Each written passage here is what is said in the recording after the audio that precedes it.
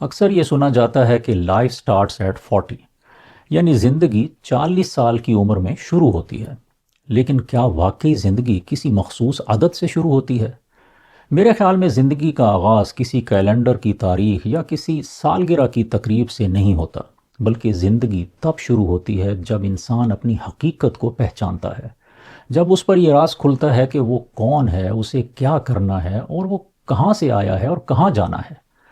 اصل میں زندگی اس لمحے سے شروع ہوتی ہے جب ہم اپنی ظاہری خواہشات اور عارضی خوشیوں سے آگے بڑھ کر اپنے وجود کی گہرائیوں میں جھانکنا سیکھتے ہیں، جب ہم عقل کی روشنی میں سوچتے ہیں، روح کی بیداری کے ساتھ اپنے آپ کو پرکھتے ہیں، اخلاقی عظمت کی طرف بڑھتے ہیں اور سماجی ذمہ داریوں کا بوجھ اپنے کندھوں پر فخر سے اٹھاتے ہیں، تب جا کر زندگی کا پہلا حقیقی قدم اٹھتا ہے۔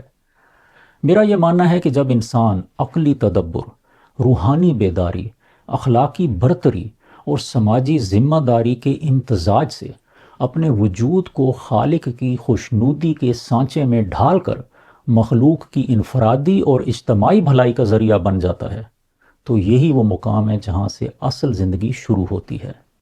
ایسی زندگی میں ہر دن عبادت بن جاتا ہے، ہر عمل محبت کا مظہر ہوتا ہے اور ہر سانس خدمت کا پیغام لاتی ہے۔ پھر انسان نہ صرف خود اپنی ذات کو سنوارتا ہے بلکہ دوسروں کی زندگیوں میں بھی امید اور سکون بانٹتا ہے، اور یہی اصل زندگی ہے۔ Life does not start at 40 اور 50 اور 60، it starts when you discover who you are.